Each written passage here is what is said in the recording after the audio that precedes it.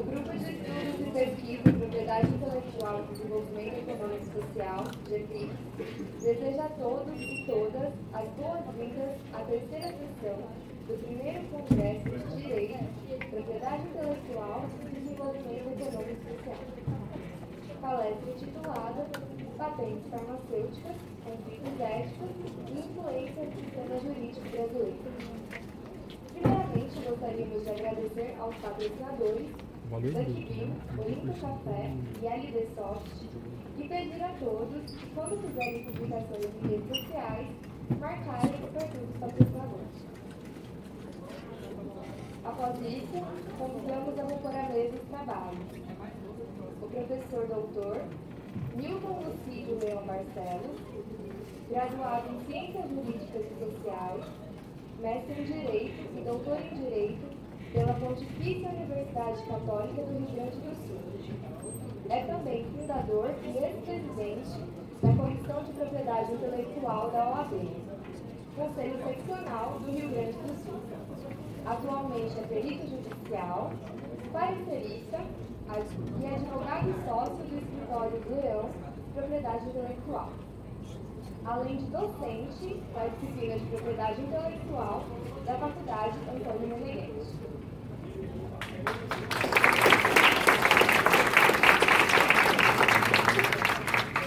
Convidamos agora a professora mestra Neide Bueno, graduada em Direito pela Universidade Ibirapuera, especialista em Direito e Tecnologia da Informação pela Escola Politécnica da Universidade de São Paulo e mestra em Direito Político e Econômico da Universidade Presbiteriana Mackenzie. Ela é também diretora cultural da ASP, Associação Paulista de Propriedade Intelectual.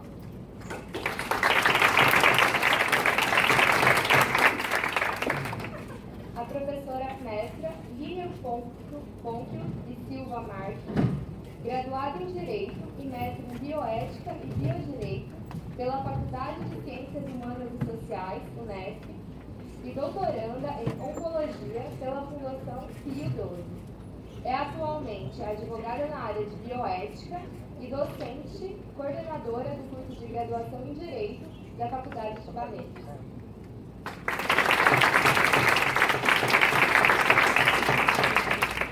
Coordenando os trabalhos, a professora doutora Luciana Lopes Canavês, graduada em Direito pela Faculdade de Direito de Franca, mestre em Direito pela Universidade de Franca e doutora em Direito pela Faculdade Autônoma de Direito de São Paulo, FADIA. É atualmente docente dos cursos de graduação e pós-graduação em Direito, vice-supervisora do Centro Jurídico Social e líder do GEPIC, vinculado à Universidade Estadual Paulista.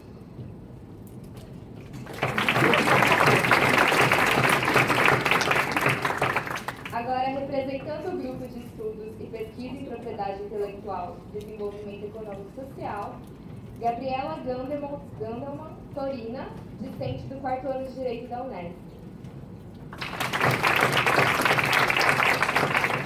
Com a palavra, a professora doutora Luciana Lopes Canavês.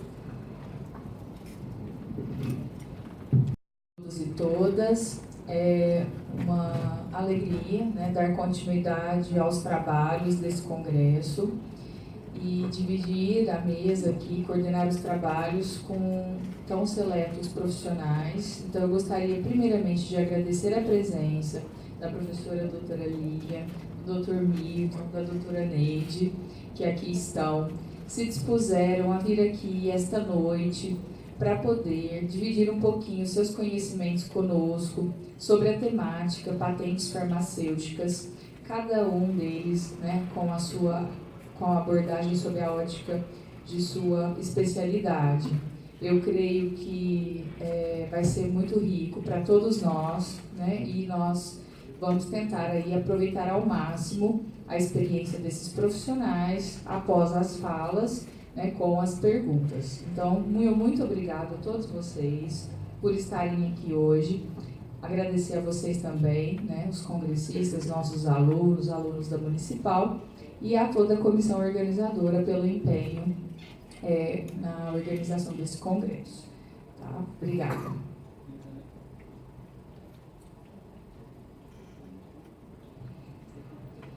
Bom, quem vai começar?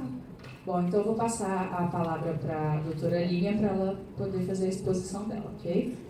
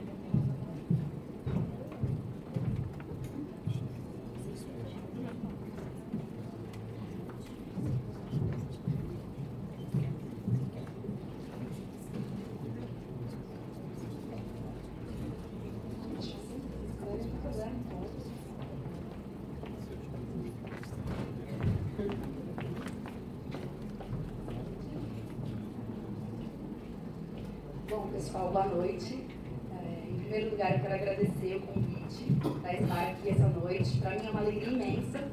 Como vocês já sabem, eu sou formada em Direito aqui pela Unesp. Fiz o meu mestrado aqui em Direito, na linha de pesquisa Bioética e Biodireito. Na graduação fui orientanda da professora Marisa, no mestrado do professor Dr. João Bosco Pena. Atualmente eu faço doutorado no Hospital de Câncer de Barretos, dentro da área da saúde, e pesquiso bioética. Então, essa ligação do direito com a medicina. Então, quero agradecer muito o convite do grupo, da professora Luciana, também agradecer aos demais integrantes da mesa por estar aqui com vocês nessa noite tão especial. Para mim é uma alegria enorme participar desse evento. Bom, coube a mim, então, fazer uma introdução sobre esse tema da noite, de propriedade intelectual, falando da parte ética, Quais são os questionamentos éticos envolvidos com essa temática? Bom, quando a gente pensa em ética, há uma nuvem de palavras que nos circundam. Falando em ética, a gente pensa em autor, em propriedade, mas tem diversas outras situações ligadas à ética. Por exemplo, pesquisa.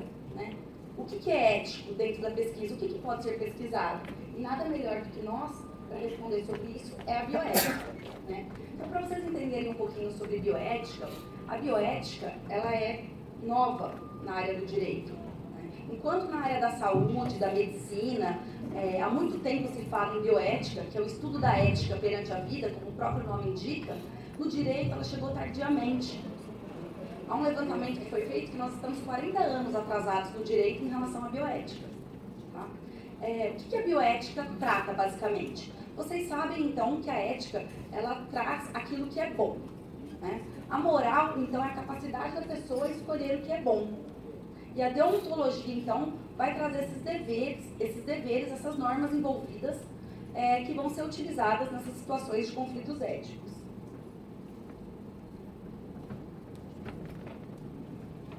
Então, como...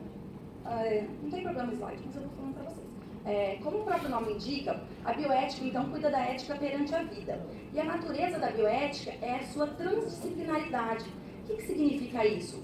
A bioética ela é mais do que interdisciplinar, né? Ela não está entre disciplinas, mas ela está além de qualquer disciplina, como o próprio prefixo trans indica. Então, a bioética ela atinge, sim, medicina, atinge todos os cursos, né, as áreas da saúde, mas também está ligado ao direito. Porque, no final das contas, é o direito que tem que dar uma resposta sobre essas questões envolvendo a bioética. Bom, como que a gente estuda bioética? Não sei se aqui na graduação vocês têm uma disciplina específica de bioética e biodireito. Não, né? Na faculdade que eu coordeno em Barretos também não, a gente criou atualmente como optativa. Né? Por quê? Por conta da necessidade de se estudar a bioética dentro do direito. A bioética, pessoal, para vocês entenderem, ela trabalha basicamente com princípios. Nós temos 3 principais princípios, né, diretrizes dentro da bioética. O primeiro princípio da bioética é o princípio da autonomia. Né? O que é a autonomia? A autonomia, então, é a capacidade da pessoa de tomar suas próprias decisões. Né? Eu tenho autonomia, eu escolho o que eu quero. Né? Mais do que isso, além de escolher o que ela quer, mas de ter a sua decisão respeitada. Né? Hoje em dia fala-se muito em autonomia, por exemplo, nas resoluções do Conselho Federal de Medicina. Vocês vão perceber que não há um princípio bioético mais importante que o outro. Eles têm que ser sopesados em cada situação. Né? Mas a autonomia está bem na moda hoje em dia. Né? Por exemplo, a gente tem uma resolução do Conselho Federal de Medicina que trata das diretivas antecipadas de vontade, que é nitidamente um tema bioético, que é a autonomia do paciente poder escolher quais tratamentos que ele quer ser submetido ou não no final de sua vida. Né? Então, a gente não tem uma lei sobre as diretivas antecipadas de vontade, testamento vital, já ouviram falar? Mas tem uma resolução que vai normatizar tudo isso através de um órgão de classe, não de uma lei. Né? Segundo princípio da bioética, a beneficência. Beneficência, o que é a beneficência? Beneficência é fazer o bem. Né? Significa que toda pesquisa tem que ter esse resultado, fazer o bem. Que aí, depois surgiu um outro princípio vinculado, que é o da não maleficência. Quando não puder fazer o bem, então que não faça o mal com a pesquisa. E o terceiro, ou quarto, né, como muitos colocam, princípio da bioética, é o princípio da justiça. Né, um princípio que deve ser muito estudado aqui no nosso país. Por quê? Esses princípios eles foram importados de maneira acrítica dos Estados Unidos. Então eles surgiram lá nos Estados Unidos, né, na década de 70, num contexto totalmente diferente do nosso. Então o Brasil pegou, simplesmente fez uma importação desses princípios. Então, o que a gente precisa pensar esses princípios com a nossa própria cabeça. O que é a justiça no Brasil dentro da bioética? Significa que todas as pessoas têm que ter acesso aos benefícios das pesquisas, acesso à saúde, acesso aos medicamentos. Né? Já entrando um pouco no tema da noite. Então, o princípio da justiça seria basicamente isso. Então, a bioética trabalha tanto com essas questões emergentes. O que são essas questões emergentes? São essas novas questões, esses novos problemas bioéticos, extremamente sedutores. Sabe aqueles temas que a gente vê em filme, né? Que a gente fala, nossa, isso não vai fazer parte da nossa realidade. Clonagem, células-tronco, DNA, né? Isso é bioética. E isso já não é mais ficção científica, né? Isso já é realidade. Será que o direito tem que lavar as mãos? Não, eu não quero saber de bioética. Né? Cabe a quem, no final das contas, resolver esses conflitos. E também a bioética trata das questões persistentes. Questões persistentes são as questões antigas da bioética, mas que precisam ser revisitadas com outros olhos. Por exemplo, quando a gente fala de aborto, de saúde pública, né, isso são questões persistentes da bioética. Questões antigas, mas que precisam ser revistas, revisitadas. Então, a bioética consiste basicamente na ética aplicada. Detectar, então, qual argumento é o mais pertinente e convincente numa situação específica, em busca de melhores resultados. Trouxe algumas reflexões éticas para a gente fazer, né? Uma frase muito usada. Prioridade gestantes e idosos. Onde que se aplica? No SUS, gestantes e idosos têm prioridade? Tem? Na UTI, tem que salvar primeiro os idosos e as gestantes? Naufrágio, lá no Titanic, salvava primeiro, né? Lembra do filme? Não, né? Fila de banco? Estacionamento, né? Então, dependendo da frase, em cada contexto, ela vai ser adequada de acordo com esse argumento ético. Quando a gente fala mulheres e crianças primeiro, essa está mais fácil, né? E como a própria figura indica, isso se aplica mais ao Titanic, né? Então, são reflexões éticas que a gente tem que fazer de acordo com cada contexto em que está sendo vivenciado. Então, como eu disse para vocês, no Brasil a bioética está tardia. Estamos com 40 anos de atraso.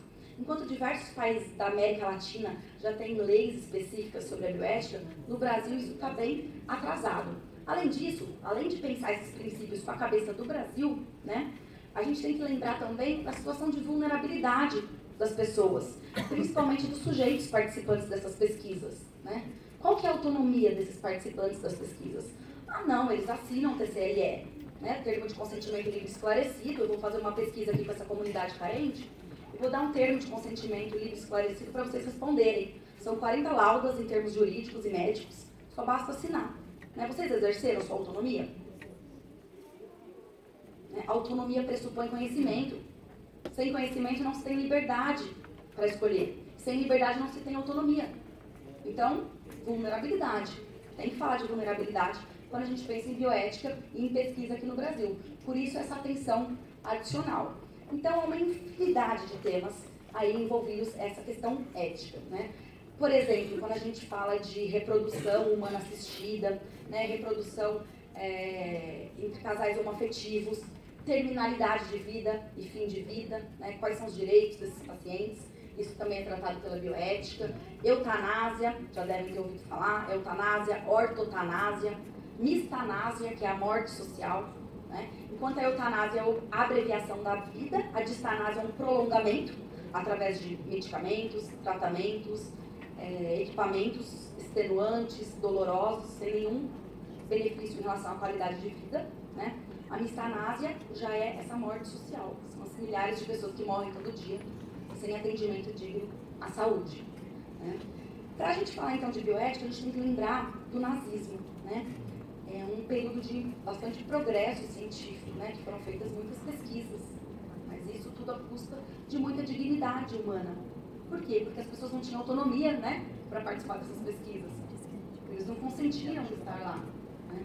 Então, eu trouxe aqui uma referência histórica desse fisiologista que já falava de moralidade, né, antes aí da própria Segunda Guerra, só para vocês entenderem. E aqui eu trago também para vocês, se vocês já ouviram falar do desastre de Lübeck, na Alemanha, da aplicação da vacina BCG em 100 crianças sem consentimento dos pais, na qual houve uma contaminação da cultura do bacilo e a morte de 75 crianças, tá? 1930, né? A partir daí, então, surgiu a necessidade de ter diretrizes para as pesquisas, né? Poxa, quantas crianças morreram, né? Vamos fazer diretrizes para barrar isso. Então, surgiram 14 diretrizes, normas éticas, mas que não foram suficientes para conter, então, os abusos do nazismo, né? Que pregavam, então, uma lei de esterilização, né? Da raça pura, a proteção do sangue, o casamento, né, das pessoas de raças diferentes. E aí então temos aí o período do nazismo, que aconteciam atrocidades com seres humanos em busca de um progresso científico, né, em busca de descobertas científicas relevantes, da ação de medicamentos, né. E alguns exemplos que eu trouxe aí para que vocês recordem, né, dos gêmeos, né, eles tinham muito fascínio pelos gêmeos. Se eu aplicar determinado medicamento nesse e nesse, a ação é a mesma? Se eu fizer um transplante de órgãos entre esses gêmeos, como isso vai responder? Né? O congelamento, quanto tempo a pessoa aguenta congelada? Né? Nossa, uma descoberta muito importante. Alguém tem dúvida?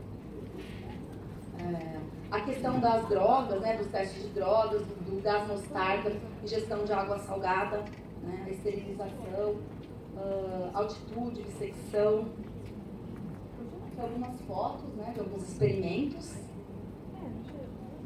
né, dos medicamentos. E aí, então, diante de tantas atrocidades, surgiu, então, o Código de Nuremberg, em 1947. E o que o Código de Nuremberg, então, visava? Conter todos esses abusos, esse ataque à dignidade humana, né? Nossa, quantas descobertas sobre remédios, sobre ações, né? Sobre procedimentos científicos, mas espera aí, isso não está custando a dignidade das pessoas, né? E aí falava então que o principal cuidado é então proteger o participante da pesquisa, dá um enfoque na proteção do participante. Que tudo bem que sejam feitas pesquisas, mas a gente tem que pensar principalmente na pessoa que está participando dessa pesquisa. Depois eu posso compartilhar os slides com vocês, depois quem quiser ler o conteúdo, tá? O que o Código de Nuremberg falava? Não deve ser conduzido qualquer experimento quando estiverem razões para acreditar que pode ocorrer uma morte ou invalidez permanente, exceto, então, quando o próprio médico pesquisador se submeter ao experimento. Resolveu. Então pode fazer pesquisa que traga morte ou invalidez permanente, desde que o próprio médico se submeta. Né? Em 1948, então, um marco muito importante na bioética, né, a Declaração Universal de Direitos Humanos, que prega, então, a igualdade em direitos, dignidade, né, reforçando esses conceitos tão importantes dentro da bioética.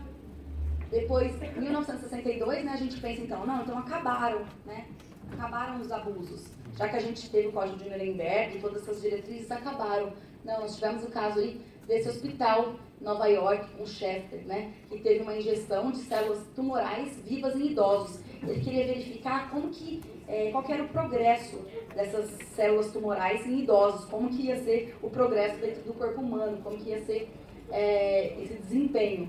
Né? Esse mesmo experimento foi feito 10 anos antes com prisioneiros, e depois esse pesquisador foi eleito vice-presidente da Sociedade Americana de Câncer. Tá? Caso de Willowbrook, não sei também se vocês já ouviram falar, né, nessa escola estadual, que tinham crianças com distúrbio mental. Foi feita uma pesquisa por conta da alta incidência de hepatite e um programa de uma imunização para as crianças. Né? Houve então uma infecção deliberada com o vírus de hepatite A, e foi feita uma alimentação com extrato feito com as fezes, né, contaminadas, com o consentimento dos pais. Aqui a carta, né, para vocês verem então como é difícil brecar essas pesquisas. Né? As normas éticas e as diretrizes não estão adiantando. Né? Aqui é a carta do consentimento, que explica aos pais o procedimento, como vai ser feito, nós vamos fazer, né, esse experimento com as crianças. Né? Não bastou por aí. O caso de Tuskegee, vocês conhecem? Também é um caso muito famoso. Foi um estudo de coorte que foi feito. O que é um estudo de coorte? Foi um estudo que ele durou aí 40 anos, desde 1932 a 1972. 40 anos de pesquisa do Tuskegee, conduzido então pelo governo americano, no hospital em Alabama, para verificar o histórico natural da sífilis. Né? O que significa isso? Eles quiseram acompanhar durante 40 anos como que ia desenvolver a sífilis nesses pacientes. Importante ressaltar que em 32 ainda a gente não tinha um tratamento padrão para isso. Então até aí tá ok, não tinha com o que tratar, tudo bem.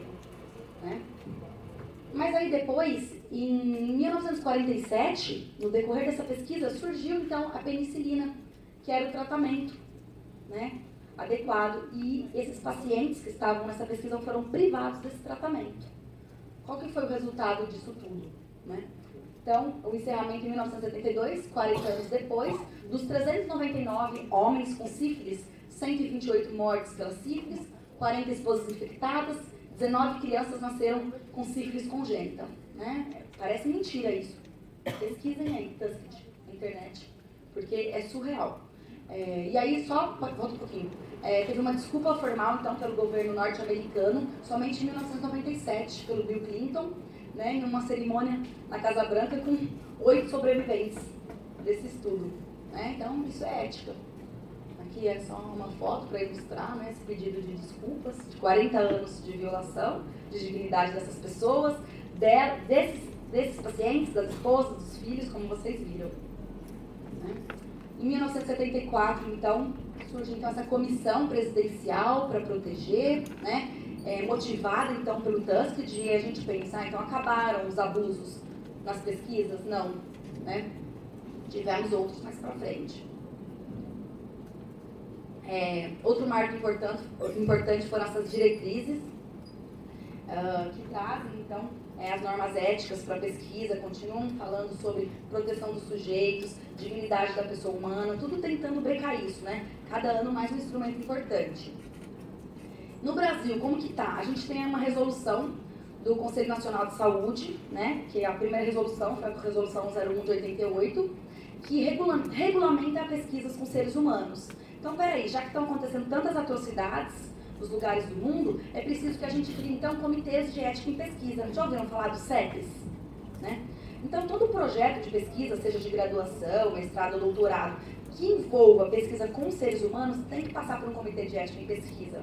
Então, surgiu essa necessidade em 88. Essa resolução foi substituída pela resolução do Conselho da CNS de 196 de 96, que trata da comissão de um Comitê Nacional de Ética em Pesquisa. Então, como se não bastasse os comitês de ética em pesquisa, né, das cidades, também um comitê nacional que funciona em Brasília, a quais devem ser submetidas essas pesquisas. Porque vamos evitar todos os abusos com seres humanos. Tem que ter um progresso científico, tem que ter evolução, tem que ter descoberta de novos medicamentos, mas tem que ter um resguardo da dignidade desses participantes. Então, esses comitês também surgiram diante dessa necessidade e com esse objetivo bem específico, né? Funciona basicamente assim, como o projeto ou é aprovado nesse comitê de ética e aí, ok, a pesquisa pode ser feita, né? Na área da saúde eles fazem muito esses estudos de coorte, que duram 40 anos, estudos que comparam o tratamento padrão com um novo medicamento, né? Ou pode o projeto ser aprovado com pendências. Ó, seu projeto é bom, é interessante, pode trazer uma inovação científica e tecnológica, pode ser a descoberta de um novo medicamento para tratamento da doença X, mas ele precisa ser adequado por conta de questões éticas, né? Mas, infelizmente, os abusos não acabaram por aí. Em 1999, tivemos esse estudo, né, em Uganda, em 56 comunidades em Uganda, com alta prevalência de HIV. Qual que era o objetivo? Verificar os fatores de risco de transmissão de HIV em heterossexuais. Houve uma gratificação aos participantes, a gratificação era uma barra de sabão, de 50 centavos de dólares, né? Uma gratificação importante, você está participando de uma pesquisa, né? Ser gratificado. Centenas de indivíduos, então, ficaram sem tratamentos por 30 meses. Foi aprovado aí pelo governo dos Estados Unidos, pelo Hopkins, pela Universidade de Colômbia e publicado na The Lancet, que é uma importante revista da área médica.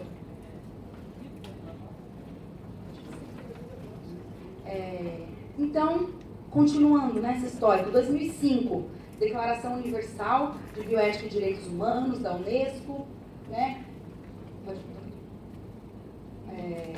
E aí, acabaram então as pesquisas? Não. No Amapá, em 2005, denúncia com cobaias humanas, aqui no Brasil. Né? Já ouviram falar desse estudo?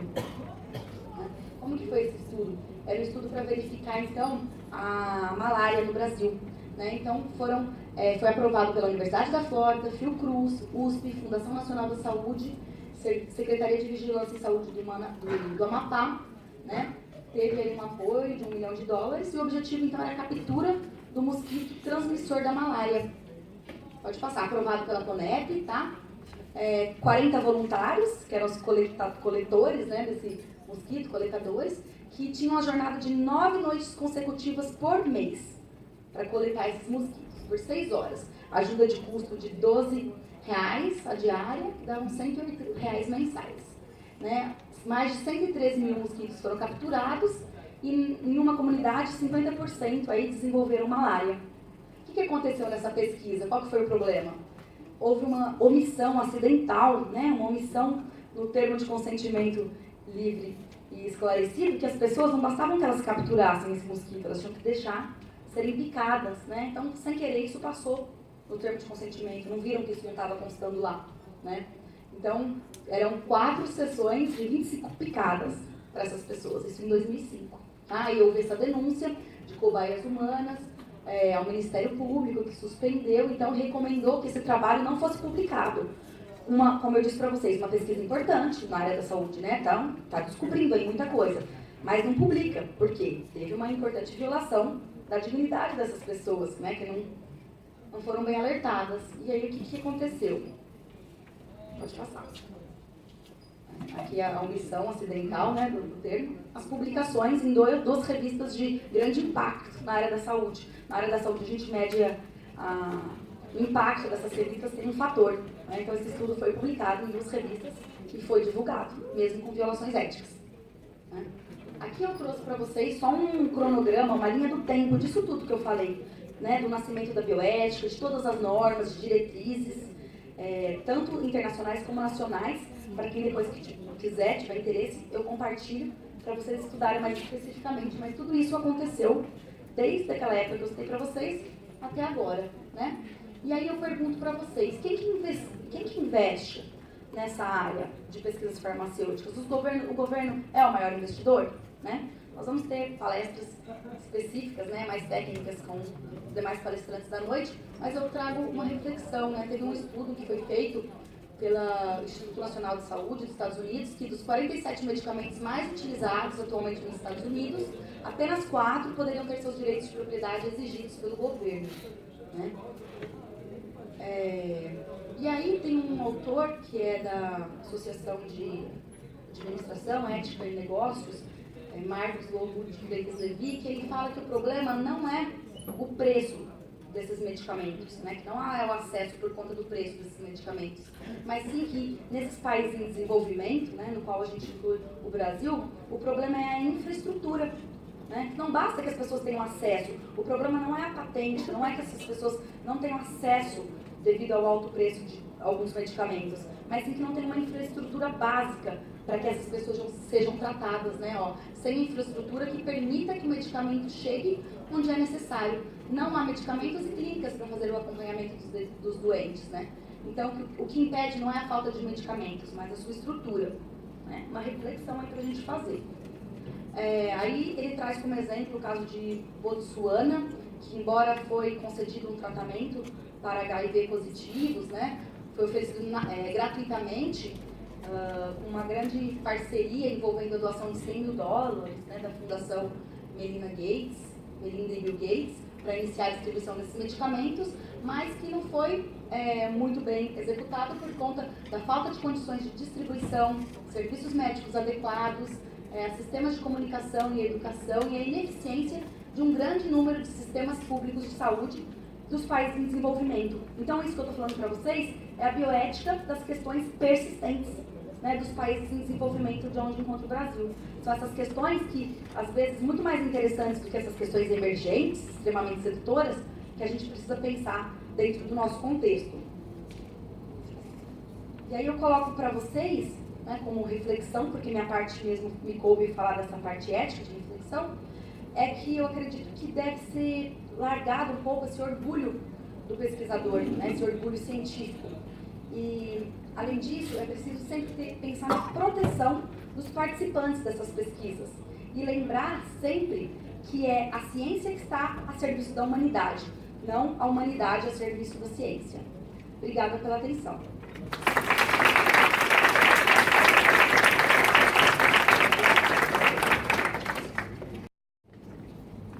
Boa noite, pessoal. É um grande prazer estar aqui novamente. Já tive aqui na abertura de manhã e falo também em nome da Associação Paulista de Propriedade Intelectual, que apoia esse evento, e veio também enfatizar a importância da propriedade intelectual hoje em vários setores econômicos e sociais, que é muito importante que todo estudante de direito tenha pelo menos um conhecimento de algumas peculiaridades dessa área, que é uma área interessante. Também sou suspeita para falar, que trabalho há muito tempo, mas também muito promissora, tá? Então, nós vamos focar agora nesse congresso. Eu gostaria de agradecer a professora Luciana e principalmente o Vitor pela atenção, tá? Do convite, toda a equipe e a organização desse evento. Parabenizo realmente porque é um excelente evento, com um excelente conteúdo científico que vocês devem aproveitar entre hoje e amanhã também, tá? Então, nós vamos falar sobre a propriedade intelectual e o desenvolvimento econômico e social, né? O congresso, na verdade, é sobre isso. E também temos a questão das patentes farmacêuticas, que é especificamente o tema que nós vamos estar falando agora, eu e meu colega Milton, os conflitos éticos e a influência do sistema jurídico brasileiro. Mas, afinal, gente, o que é a propriedade intelectual? Alguém sabe dizer? Bom, eu gosto muito de citar uma frase do Remédio Marques, que diz que os direitos de propriedade intelectual constituem direitos subjetivos patrimoniais privados constitucionalmente tutelados que protegem as diversas formas de criação intelectual. Na verdade, hoje o sistema de propriedade intelectual é considerado o principal elemento de desenvolvimento socioeconômico, pois estimula a produção de novas tecnologias, como a geração de mais empregos e de renda para o nosso país, além de dar o bem-estar social à população com a produção, por exemplo, de medicamentos de ponta. Tá? O sistema de propriedade intelectual ele possui duas vertentes, os direitos de propriedade industrial e os direitos autorais. Eles possuem diferentes proteção, tá? Cada um deles tem uma característica muito específica. Então, por exemplo, direitos autorais têm obras científicas, literárias, fotografias. A propriedade industrial tem patentes, marcas, desenhos industriais, indicações geográficas, tecnologias, segredos industriais, nome comercial.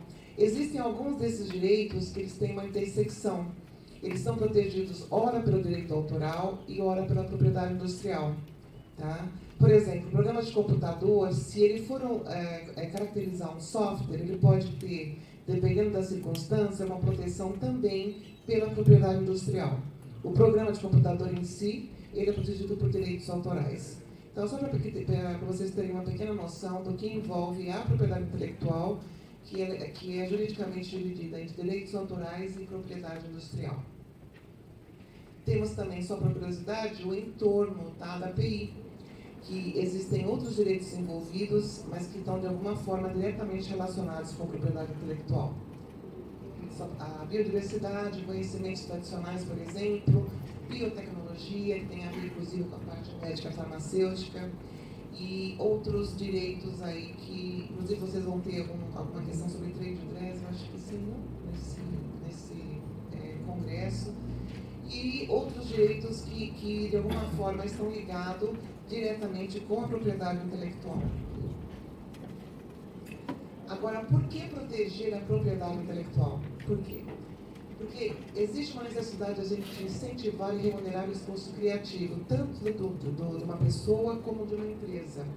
Existe também um incentivo para a divulgação das inovações tecnológicas, que dentro do sistema de propriedade intelectual, principalmente de propriedade industrial, é muito importante que elas sejam divulgadas, porque se não houvesse essa proteção, ela poderia ficar eternamente como um segredo, tá? Um regime de segredo. Existe também um estímulo ao investimento financeiro e tempos gastos em pesquisa científica para desenvolvimento de novas tecnologias e novos produtos. Exemplo, produtos farmacêuticos e fitofarmacêuticos, eles requerem investigação básica, aplicada, experimental, procedimentos regulatórios para que se possa colocar o produto no mercado. E são muitos anos, né, que envolvem todo esse processo. Então, se não existisse a proteção da propriedade intelectual, não haveria um incentivo para que as empresas pudessem investir nessas pesquisas que podem gerar medicamentos de pontas ou qualquer outro produto. Então, é feita uma outorga de direito, títulos jurídicos que tornam possíveis as formas mais eficientes de apropriação privada desse valor materializado, que é o objeto da criação do que está sendo exposto no mercado. Isso também é um motivo interessante da proteção da propriedade intelectual, que tem a ver com a segurança jurídica, principalmente em casos de violações de direitos onde envolve a propriedade intelectual. Na parte da manhã, na abertura, a professora Luciana, ela enfatizou uma coisa muito interessante, que a propriedade intelectual ela tem uma vertente econômica e também tem uma vertente social. Através da função social da propriedade intelectual. Como veremos nesse painel, inclusive com a palestra posterior do meu colega aqui, Milton, no ambiente altamente competitivo, tá? Das economias globais, torna-se cada vez mais um desafio manter o equilíbrio entre a vertente social e a vertente econômica da propriedade intelectual. O que acontece com a questão das patentes de produtos farmacêuticos no Brasil?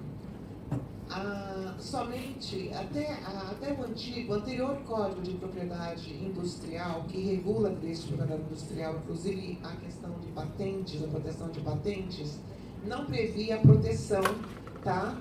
Tanto de patentes relacionadas a produtos químico-farmacêuticos e medicamentos de qualquer espécie, bem como seus respectivos processos de obtenção ou de modificação.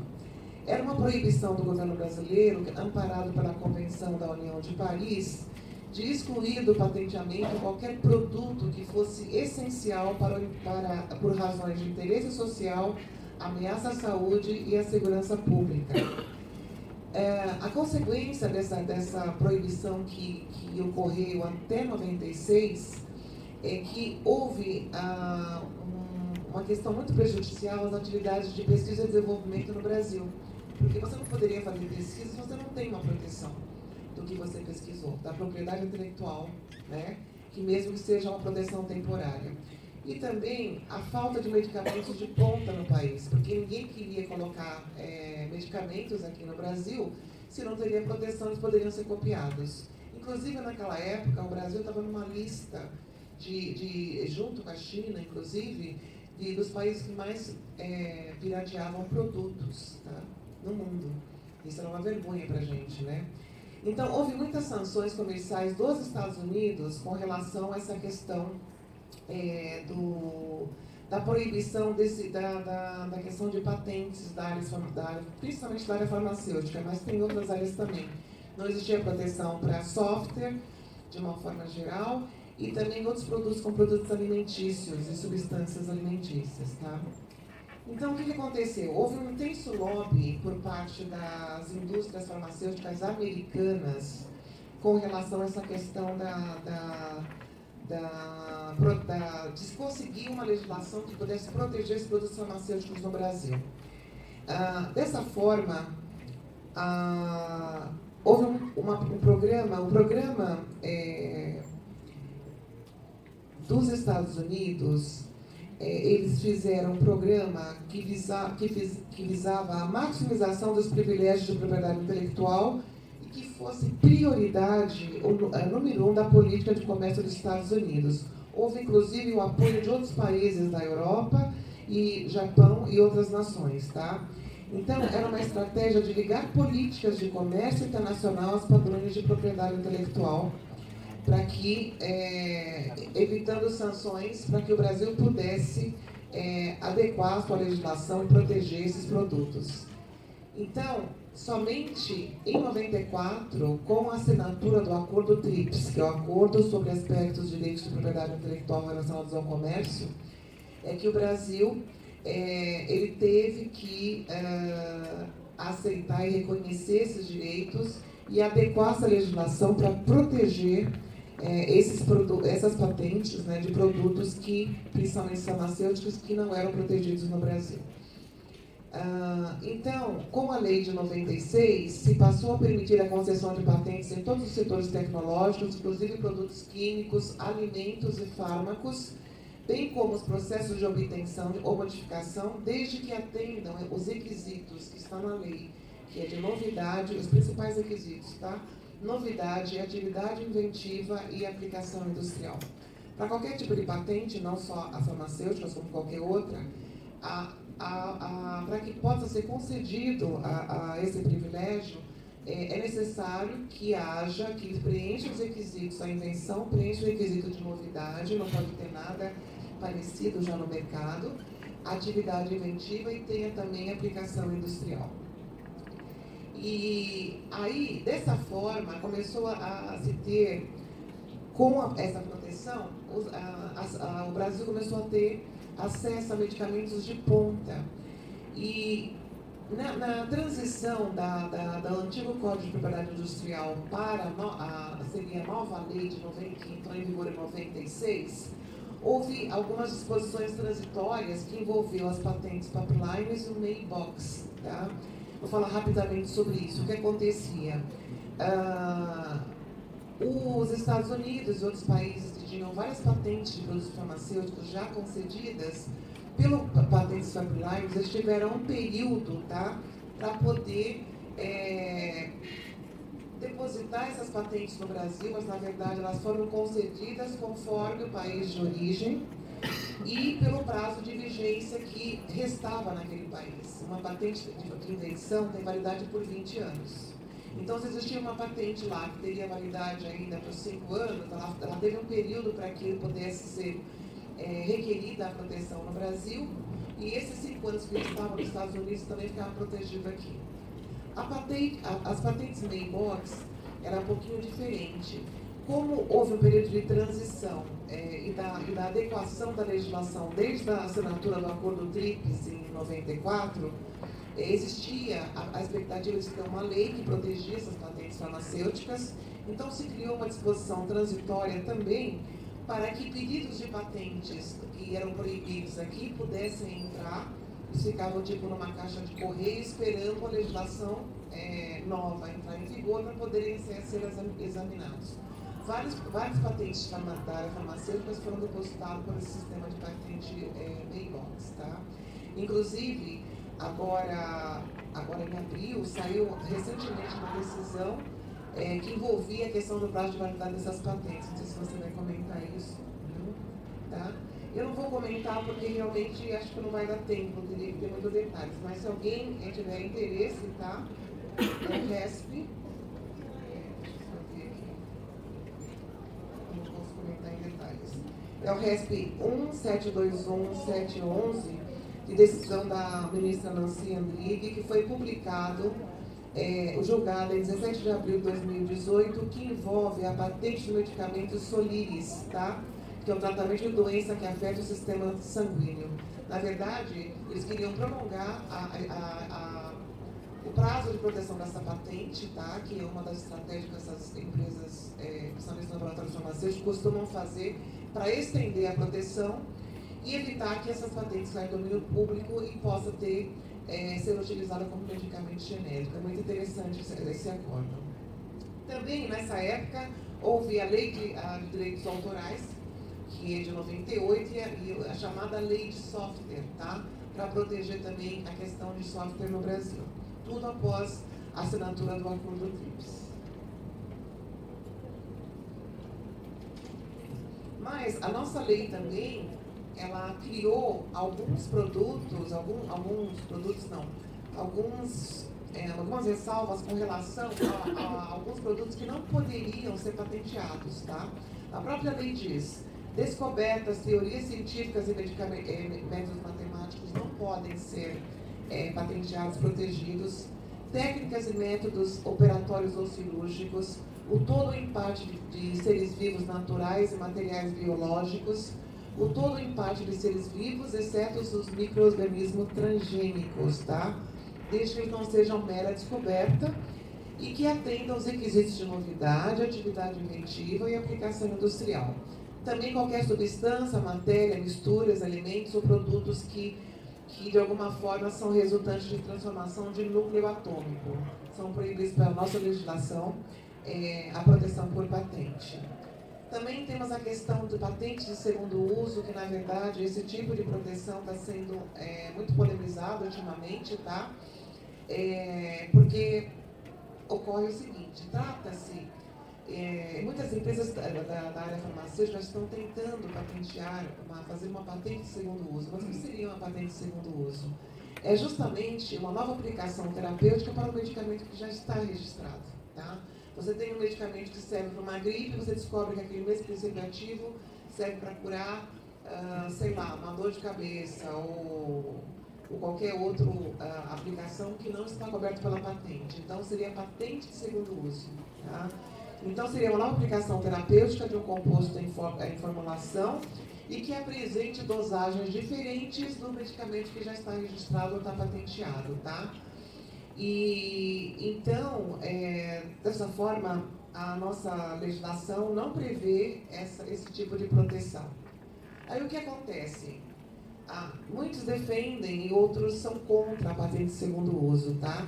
No caso, as principais polêmicas envolvendo isso, argumentos contra, principalmente da Anvisa, é o seguinte: que se trata de um mero artifício do laboratório para estender o prazo de proteção das patentes, tá?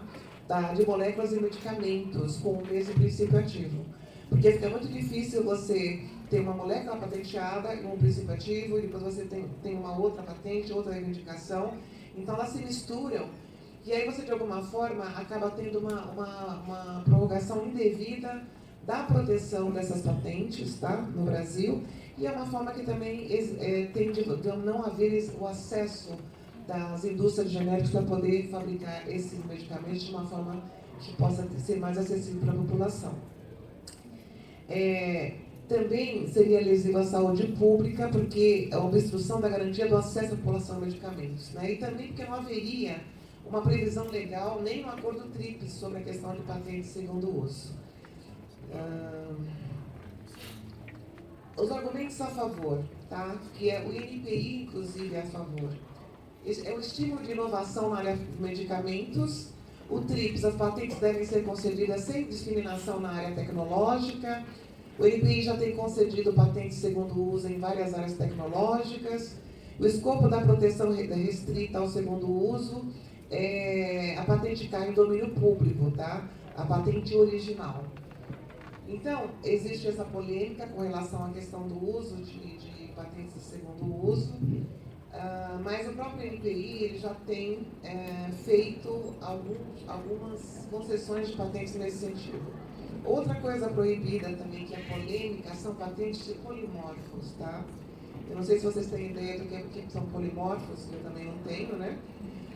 Na área de direito para a gente é mais complicado, mas polimorfos são as diferentes formas cristalinas de uma mesma substância, tá? Alguns princípios ativos terapêuticos apresentam formas polimórficas, podem existir em diferentes formas físicas, sólidas ou cristalinas, as quais podem ser ter diferentes propriedades relevantes para a indústria farmacêutica, tá? Essa que é a questão. Então, o processo utilizado para a obtenção do polimorfo é possível de patenteamento, mas desde que ele apresente os requisitos de patenteabilidade, que é a novidade, atividade inventiva e aplicação industrial.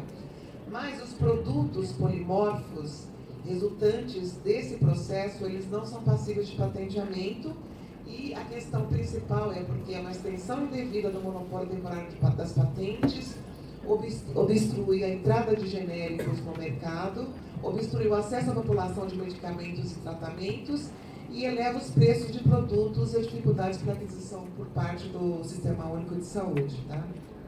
Então, são questões polêmicas, já existe inclusive, não sei como é que está, alguns projetos de lei para alterar a lei para poder viabilizar esse tipo de patentes.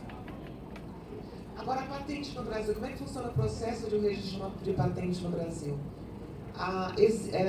No caso do Brasil, existe uma dupla regulação dessas patentes, tá? Ela é analisada tanto pela Anvisa quanto pelo INPI, que é o órgão competente para registro, para a questão de concessão de patentes. Existe um artigo na lei que foi introduzido, o artigo 2296 da Lei de Propriedade Industrial, que é 9279, que determina que a concessão de patentes do processo farmacêutico dependerá de prévia anuência da Agência Nacional de Vigilância Sanitária, da Anvisa. Desde que foi introduzido esse artigo na lei, houve uma polêmica muito grande e conflito de competência, porque não se determinou o que cada uma teria que fazer. O que acontece é que a Anvisa acabou, de alguma forma, querendo também fazer análise dos requisitos de patenteabilidade, primeiro, para depois passar para o INPI. Nessa confusão toda, ficaram na Anvisa, até o ano passado, como que eu saiba, 23 mil pedidos e processos de patentes pendentes, tá, na área farmacêutica. Isso para a gente é muito prejudicial, porque quanto mais tempo leva para uma patente ser concedida na área farmacêutica, mais tempo vai levar para que essa patente caia em domínio público e possa servir como medicamento genérico. E aí, o que acontece? Somente agora, em abril de 2017, eles fizeram uma outra portaria conjunta entre a Anvisa que determinou a competência de cada uma. Então, no caso da Anvisa, ela vai analisar as patentes à luz da saúde pública, tá? Então, considera-se que o pedido de patente será contrário à saúde pública quando o produto ou processo apresentar risco à saúde e resultar em substância cujo uso tenha sido proibido no país, tá? Então, no caso, se a patente for de interesse para as políticas de medicamentos ou de assistência farmacêutica no âmbito do SUS, a Anvisa poderá analisar os requisitos de patenteabilidade e enviar para o INPI, mas somente como subsídios. Ela não tem mais a determinação de que não pode ser patenteado porque ele não atende os requisitos. Então, ela pode enviar um parecer a nível de subsídios que o INPI pode ou não acatar. Aí tem a questão dos produtos estratégicos através da portaria 736 da Anvisa, que é de interesse para as políticas de medicamentos do SUS. Então, qualquer patente que envolva esses produtos estratégicos, que envolve produtos para antivirais, doenças negligenciadas, doenças degenerativas de Alzheimer ou Parkinson, imunossupressores, doenças mentais, vacinas de soros, produtos oncológicos, todos esses produtos, se tiver alguma patente relacionada a esse produto, é de interesse estratégico do SUS. Então, ela vai analisar à luz dos requisitos de patenteabilidade e passar um parecer para o INPI. Na verdade, a Anvisa quer mais que esses produtos não sejam concedidos, essas patentes, porque facilita a questão do acesso a esses medicamentos. Aí, o que acontece? O INPI, não sei se vocês sabem, o processo de patente aqui no Brasil leva cerca de 12 anos. Tá? Enquanto nos Estados Unidos, acho que não leva nem 3 anos. Então, o INPI, existe um grande backlog, um atraso na concessão de patentes, porque, só para vocês terem uma ideia, a última vez que eu soube, os examinadores do INPI, do SPTO, que seria o INPI dos Estados Unidos, são 9.000 para examinar patentes de uma forma geral. Aqui nós temos 300. E não é só no campo da farmácia, assim, qualquer outro campo tecnológico. Por isso essa defasagem. O INPI criou alguns projetos pilotos para poder acelerar a análise de patentes. E aí, o que importa para a gente aqui, é a questão de produtos para a saúde e o PPH, tá? Que envolve diretamente produtos na área tecnológica, médica e farmacêutica. Com a resolução de 2013 que está em vigor, o INPI, ele visou dar celeridade ao exame de patente, pedidos de patente de produtos e processos farmacêuticos, bem como equipamentos e materiais relacionados à saúde, tá? E ele alega que a propriedade intelectual deve refletir o interesse social, como deve mesmo, e o desenvolvimento tecnológico e econômico do país. Então, também, essa resolução ela tem a ver com o alinhamento com as políticas públicas de assistência à saúde do Ministério da Saúde e ao desenvolvimento do complexo industrial da saúde. De acordo com essa resolução, essas patentes, elas podem, o pedido para acelerar a análise dessas patentes, ela pode ser feita pelo Ministério da Saúde, desde que elas sejam relacionadas às políticas de assistência do Ministério da Saúde e consideradas estratégicas no âmbito do Sistema Único da Saúde, o SUS. Porque essas patentes, quando elas se tornam produtos, elas causam um impacto no orçamento na hora de você comprar esses produtos, né?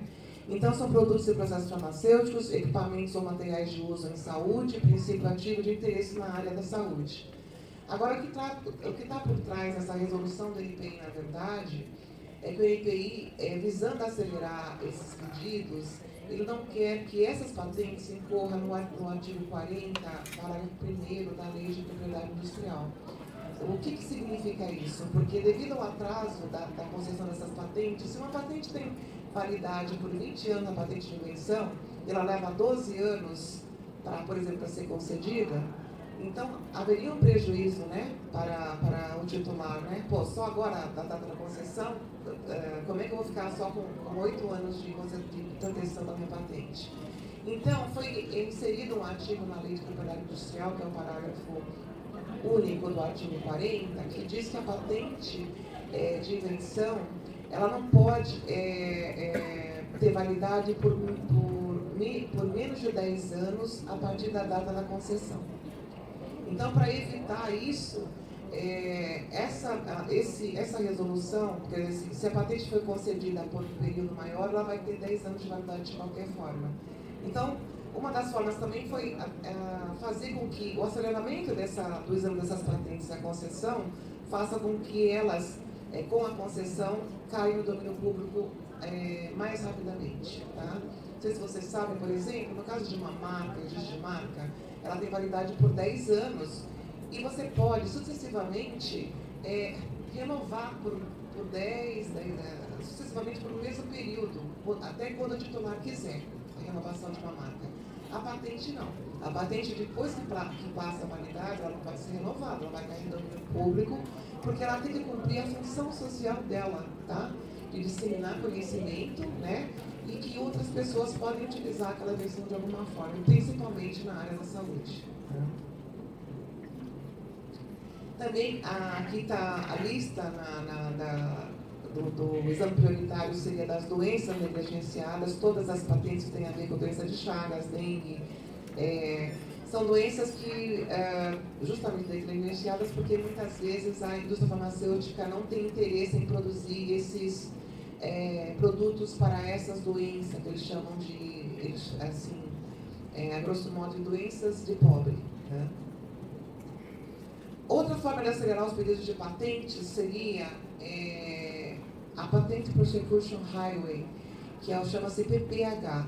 É um sistema da qual os escritórios de patentes eles trocam informações. Por exemplo, se tiver uma patente nos Estados Unidos que já foi analisada por um técnico e ela foi depositada no Brasil, então aquelas informações que o técnico utilizou para analisar e conceder aquela patente, ela vai ser também utilizada pelo nosso técnico aqui.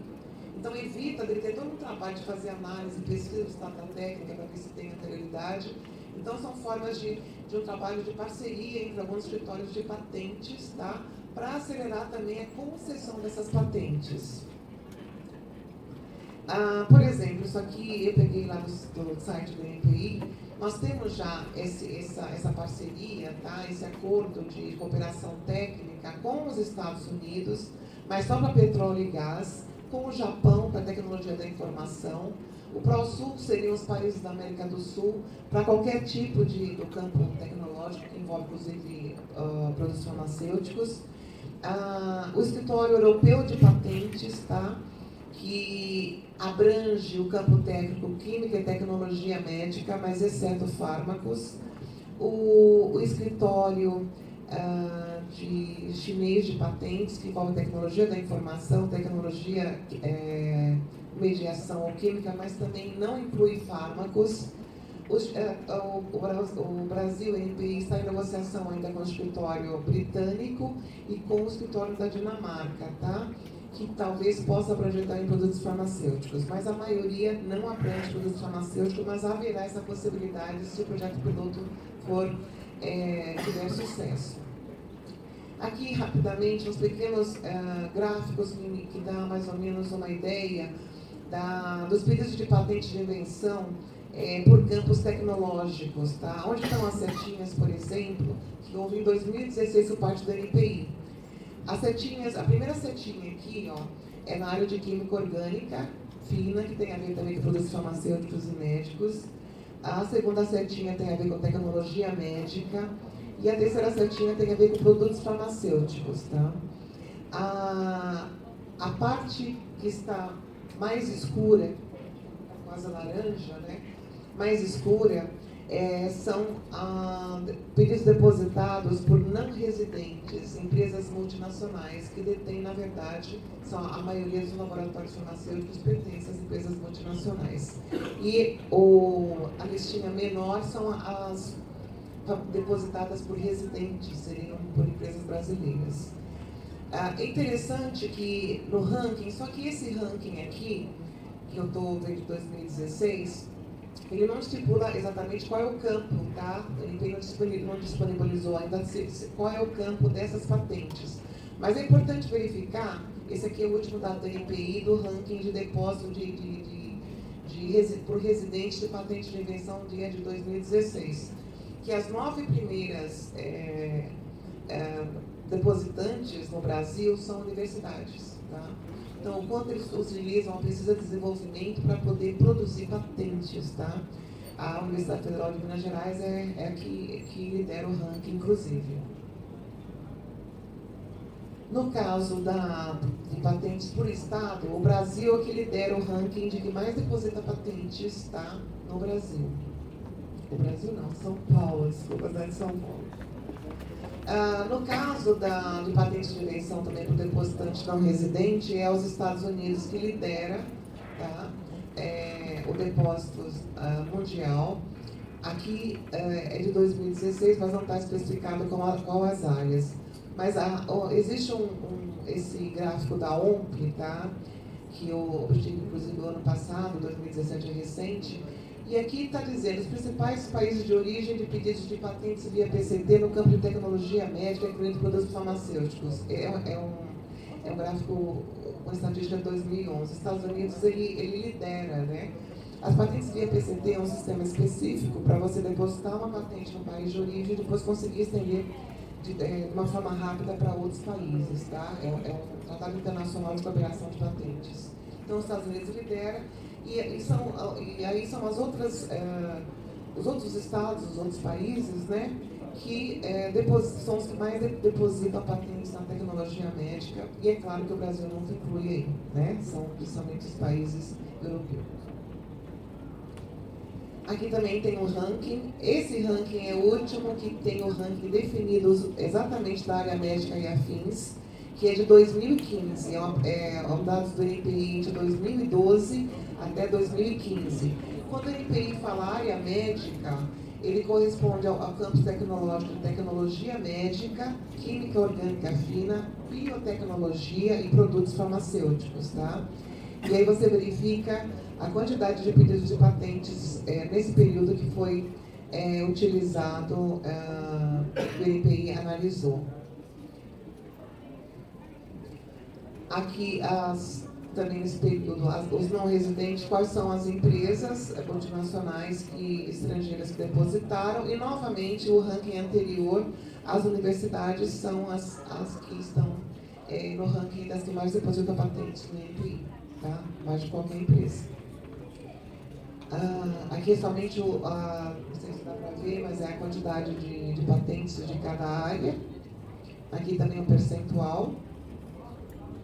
Dentro de tecnologia médica, química orgânica, biotecnologia e produtos farmacêuticos. E, agora, rapidamente, quando a gente fala também, como eu comentei com vocês, o NPI tem que analisar os requisitos de patenteabilidade, né, para poder ver se aquela patente pode ser concedida. E é muito importante que o NPI possa analisar isso de uma forma muito rígida para que evite que patentes que não têm os requisitos sejam concedidos devidamente e que haja um monopólio indevido de patentes na área farmacêutica. Então, esse aqui é um caso recente de uma decisão judicial, onde que houve a nulidade da patente de um medicamento, do Crestor, tá? Que é destinado ao tratamento de alto nível de gordura no sangue, principalmente colesterol e triglicerídeos, justamente porque ele não tinha o requisito de atividade inventiva. Mas o NPI havia concedido essa patente, então houve uma ação da Associação Brasileira das Indústrias de Medicamentos Genéricos, os progenéricos, e foi provado por A+B que realmente essa patente, a concessão dessa patente seria indevida, tá? Isso é um grande sucesso para a nossa indústria de genérico. As patentes, como eu falei, ela também tem um viés que é o interesse público, que é muito importante, tá? E a função social.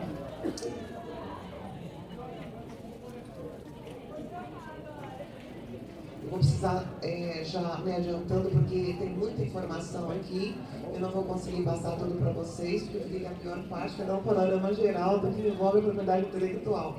Mas eu vou também deixar disponível para vocês esse material se vocês precisarem, tá? Porque a ideia é que a gente possa também criar um debate, que vocês possam, de alguma forma, tirar dúvidas ou questionar algumas coisas, tá? Então, nós temos a questão da função social, vou passar um pouco rápido, a questão das diretrizes do Acordo TRIPS, que fala sobre a questão de transferência de tecnologia e para proteger a saúde e nutrição públicas e o que os estados devem fazer nesse sentido, criar legislações competentes para isso, tá? É interessante o Tratado de Doha, aquele de 2001, que diz que a promoção e a defesa da saúde pública, o acesso a medicamentos a preços razoáveis, constitui um limite externo importante ao exercício dos direitos de propriedade intelectual, no caso, patentes, tá? Que possa resultar no poder jurídico de conceder licenças obrigatórias por motivos de interesse público. E aí entra a questão da licença compulsória, que a nossa legislação prevê, quando uma empresa ou ela abusa do direito, né, ou ela simplesmente não explora a invenção no país após a concessão, então a invenção não cumpre a sua função social.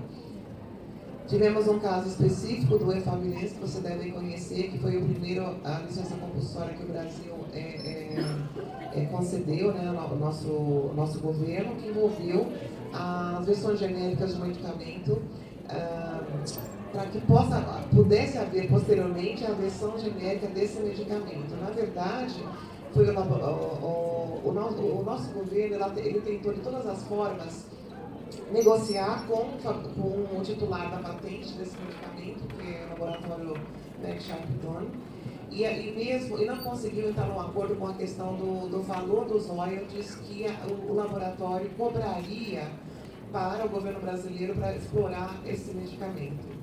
Então, o que acontece? Houve a decretação da licença compulsória, tá? Com um período inicial de 5 anos e foi prorrogado por mais 5 e venceu agora em 2017. A produção no Brasil ocorreu a partir de 2009 e primeiro houve em 2007 a importação da versão genérica desses produtos. Mais interessante é que a importação do medicamento estava atrelado ao compromisso de que o laboratório que exportasse e passasse ao Brasil toda a tecnologia para a produção nacional. O que eu achei interessante da licença compulsória foram os argumentos do Ministério da Saúde, porque ele teve que fundamentar essa questão da licença compulsória desse medicamento, né? O Estado deve garantir o acesso universal e gratuito às ações e serviços em saúde, de assegurar a continuidade da distribuição dos medicamentos necessários ao tratamento das pessoas que vivem com o vírus da AIDS. O Efavirenz é indispensável ao tratamento dos portadores do HIV.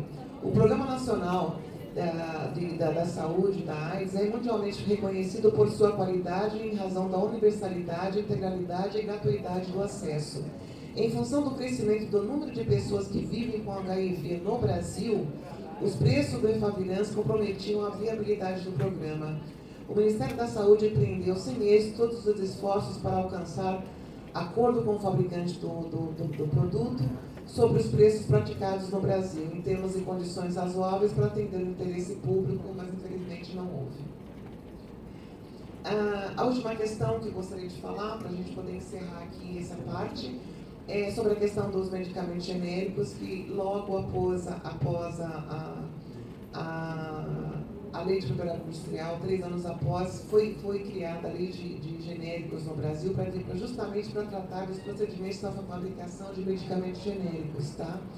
E houve uma reação e uma articulação de grandes laboratórios farmacêuticos de medicamentos de marca contra os fabricantes genéricos no Brasil. Ficou chamado na época como cartel dos genéricos, tá?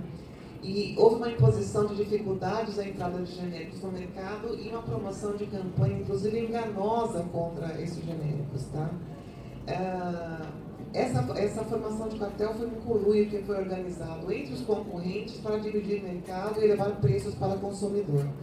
O CAD, que é o Conselho Administrativo de Defesa Econômica, tomou conhecimento, tá, dessa movimentação das farmacêuticas contra a fabricação de genéricos no Brasil, através de algumas reuniões que eles fizeram, essas indústrias, para poderem fazer alguns movimentos elevando o preço, tá? E em 2005, o CAD condenou 20 laboratórios farmacêuticos por causa do conjunto de indícios que houve de retaliação contra os fabricantes de genéricos e devido também à existência de conluio e a potencialidade do dano. Infelizmente, o Judiciário Brasileiro em 2015, tá? Porque o que aconteceu? As indústrias farmacêuticas recorreram dessa decisão. em 2015, o judiciário decidiu causado simplesmente com um indício, tá? De acordo com a defesa do CAD. Mas o judiciário brasileiro talvez não tenha tanto conhecimento da legislação do direito da concorrência, e eu entendo que houve um equívoco muito grande na decisão que reverteu a decisão do judiciário, que reverteu a decisão do CAD nesse sentido, tá? Bom, então eu acho que eu vou estar encerrando, tá? E porque realmente nosso tempo está curto, o importante vai ser o debate. Pesquisadores aí dentro da área de propriedade intelectual. Saudar aqui a minha colega, amiga, a professora Neide, a professora Línia, que eu conheci, tive o grato prazer de conhecer hoje, e a Gabriela, né? E a Gabriela que está aqui me ajudando nessa questão da apresentação.